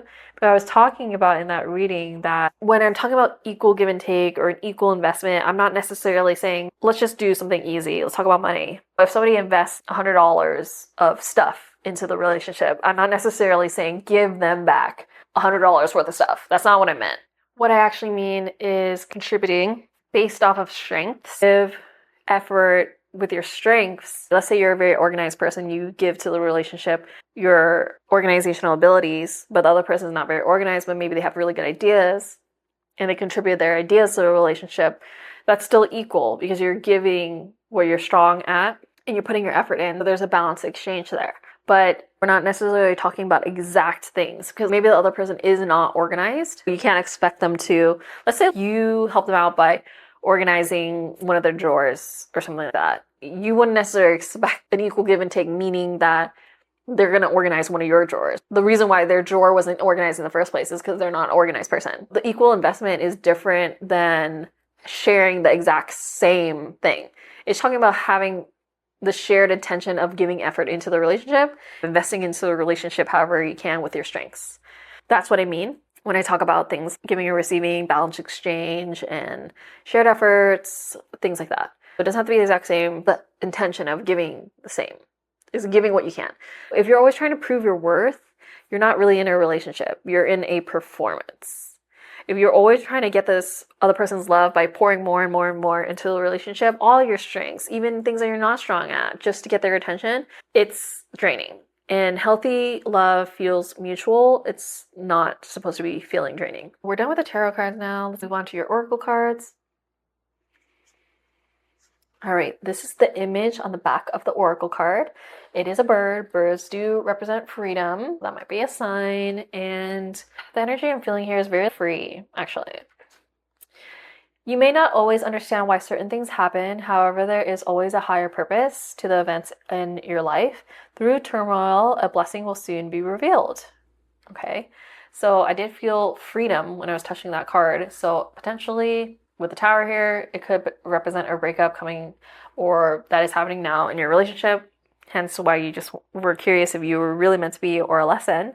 But with this card coming up, it really shows me there's themes of you might not be understanding the timing right now of why this is happening, but there is a higher purpose in this chaos, and turmoil becomes a blessing because it could direct you in the right way, and revelation leads to renewal. Sometimes the blessing is the breakdown of a relationship because it shows you exactly what's going on. With that being said, I encourage you to take a step back and analyze these things and get in touch with your intuition of why these things might be happening or why you allowed it to be attracted into your life. Okay, so let's move forward. Safety, freedom from hurt. 1 + 6 is 7. 7 is a spiritual number. Maybe you went into this relationship feeling it was safe, but it ended up not being. Or maybe now you're desiring safety and freedom. Oh wait, I was talking about freedom. And this talks about freedom. So maybe the freedom aspect is that when you leave this relationship, you aren't going to be hurt anymore. Or now you will be seeking freedom from anybody that hurts you in the future. Maybe this relationship was full of hurt. You always felt like you were in some type of cycle of being hurt from this person, which is not really great. And the themes that come up with this particular card, because there is I think this is a tiger. There's a tiger holding this woman and protecting her. And she's sleeping. They're both sleeping. But she doesn't have to worry because the tiger is protecting her. She has her belly out and everything. She's feeling safe enough to rest at this time. With this card coming up, I really feel that there's themes of Spirit trying to tell you that you are protected. And maybe these tower moments happened in your life or your relationship. You can wake up and for Spirit to show you that you are protected, that you're getting very direct signs of around everybody. Maybe it's your family, your friends, everybody, even movies that you watch, certain things. Maybe this message, I'm being quite direct in this message. And it's showing you that a new life is on the other side of the door. An ending is also a beginning. And releasing fear and hypervigilance is going to be healthy for you. Maybe you're in a relationship that's full of fear, full of hypervigilance, you're always on edge. That's not good. Safety, being in a safe relationship is going to boost your creativity, boost your joy, and allow you to be more creative, allow you to be more joyful. An affirmation really comes up here with this particular card, and it's a simple affirmation. I encourage you to affirm to yourself that I am safe. I am safe, I am safe, I am safe. You can comment it down below or just repeat it to yourself, and you will start to feel safe or look for safety or gravitate towards people that feel safe rather than dangerous people. Safety isn't something that you wait for. It is something that you embody first, and then you will begin to attract. And you have to choose for yourself safety. Some of you, I'm seeing 555 on the clock, and also some of you like to choose the bad boy, is what I'm hearing. Bad boy, bad girl, whatever. You are attracted to that, but it's not necessarily the safe choice. Maybe you've avoided the safe choice before because it was boring or too nice. The person was too nice. Maybe you never fought. You thought, is there any passion here? However, sometimes those are the best choices. Society, maybe your past, your literal brain chemistry can have you choosing things that put you in fight or fight because maybe you're comfortable in fight or flight. And when your nervous system is just relaxed and you're feeling safe around people, maybe you don't like that. Maybe it's just something that you need to think about. Or maybe you even think the bad boy's going to protect me and make me safe, but actually they don't. I'm just channeling that. I just feel some of you think that the tigery type of guy is going to be helpful or safe to you, but isn't. That image is really coming up here. But let's go ahead and move forward actually. Awaken your authentic self and be true to you. And she's looking in the mirror. With this card coming up, it's really talking about themes of authenticity. This is talking about confusion. When you're acting in a way that is not actually your authentic self, you are going to be confused. You are going to be disconnected. You're going to feel like you're losing yourself. With that coming up, it really shows you that honestly, you might lose some people because authenticity is going to cost you people, but it's going to buy you your freedom back. And I was channeling freedom. I channeled freedom at the back of this card. This talks about freedom. And this is also giving the energy of freedom, of finally letting yourself be yourself, shining your light, not holding back anymore. I really do encourage you to choose yourself. All right, let's go ahead and move on. It says abundance. This card really shows me that there is abundance of people out there, abundance of different situations that can happen.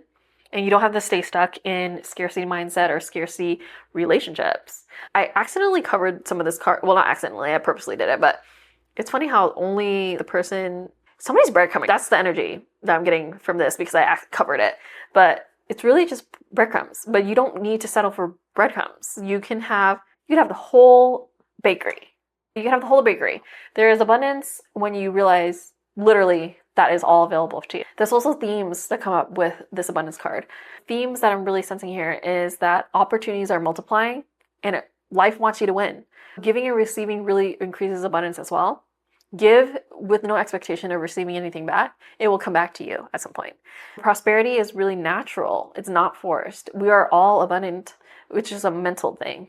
We're all meant to be abundant. It's your birthright. The advice here is really to take action, to invest in your future, lead with openness, and choose things that make you feel abundant. Abundance doesn't respond to a neediness. It responds to embodiment. When you embody a life of abundance, meaning you buy things that you want and need without thinking too much about it, you give freely, etc., that shows the energy of abundance, that you're abundant, that you feel you can get it back somehow. Whether it's earning more to be able to do these things or etc., then it will just naturally flow into your life. Let's go ahead and move on. We're getting fate. Wow. So the fate card is an other card. And with this card coming up, I think that whatever relationship came about, this was fate for you guys to have met. It was fate for you guys to have a relationship together. However, it doesn't always mean that it will continue on. You are the person weaving your destiny. You are the one that shapes your future timelines. You can say yes and no to whatever you want, and that is going to take you onto different timelines. Empowered choice really matters here. The advice is getting clear on what you're building and getting clear on what you're rejecting. Every time you say yes to mediocrity, you're saying no to the life that you actually want. It's all about the choices that you make. Okay, let's move on. It says safe travels, number 22. 2 plus 2 is 4. 4 is a grounding foundational number. Keep me safe and let me roam far away, but bring me home. So maybe you guys need to travel. It'll help you clear your mind potentially. Or maybe you'll feel more at peace with yourself or at home with yourself if you get out and be able to take some safe traveling. With this card coming up, it really shows me that you are protected during transitions as well. Maybe you're going through a major transition and it's not even talking about travel, but you are protected during this. And also, if you are talking about travel, then it is telling you that you're safe to explore and you're safe to return to yourself, because bring me home. I don't think the relationship is the home. I think the home is yourself, not feeling lost within who you are and actually knowing who you are. Whatever makes you become more of who you are and more in touch with who you are is very, very important. You have to question yourself. Have you changed for the worse potentially in this relationship? Are you no longer recognizable to yourself in this relationship? It's really important to ask yourself those questions. Movement is really supported at this time. I do recommend some type of movement, whether it's in your energy or physical movement or travels. And then finally, we're getting the Eagle Freedom. Are you serious? There's a lot of freedom cards and I was like just feeling freedom. So that's kind of crazy. With the Eagle Freedom here, this is showing me that there's themes of liberation in this relationship. Maybe the lesson here is the freedom, is liberation, having a higher perspective and transcending any limitations. The shadow side of the eagle is escapism and over detachment. You're not meant to stay small just because somebody else prefers you to stay small. This connection brings emotional confusion, possibility, joy, and upheaval, really pushing you to reevaluate what you want and what you're settling for. And I also just saw a sweater that says never settle. Maybe that's a sign. This isn't about romance. This is about liberation, clarity, and self-alignment. Through this relationship, you're really being asked to release any illusions and choose consciously. This tower moment that came up isn't just about a loss, it is a portal. Every ending is a beginning. This connection is a catalyst for becoming someone who refuses to trade authenticity for attachment. If something collapses when you finally stop trying to hold it together, it wasn't built with you. It was built on you. When you finally let go and everything collapses, that's everything that you need to know. If there was no effort from the other party, you could put all that effort into something that'll give you even half back and be in a better spot. But ideally, something that'll give you an equal amount back. All in all, Pile 4 really feels like an awakening cycle where upheaval leads to clarity, freedom, and abundance. This is not a punishment. It is liberation disguised as chaos. This pile had the 4 of Cups, the 7 of Cups, the Tower, themes of safety, themes of abundance, fate, freedom, and authenticity. Truly, the tone was destabilizing, clarifying, and then liberating. This relationship likely blew something up so you could break free, reclaim your sovereignty, and step into a new timeline. This pile is a lesson disguised as upheaval, leading you to freedom, abundance, and a higher purpose. The Tower as a blessing. We could reframe some of the harsher cards, the Tower as a blessing, because if this never blew up, you may have just stayed stagnant and settled into this relationship that was not really meant for you. It's not meant to stay, it is meant to break the pattern. Pile 4 is a liberation through upheaval. Pile 4 is a liberation lesson, breaking you free to align with your true path. Pile 4 is truly a storm that frees you. It is awakening and release. And I've been saying this at the end of every pile because I know the title in and of itself is a heavy type of reading. I wanted to make sure that I ended every reading with a message, which is some connections you run into are meant to be and stay in your life. Some connections you run into are meant to teach you something.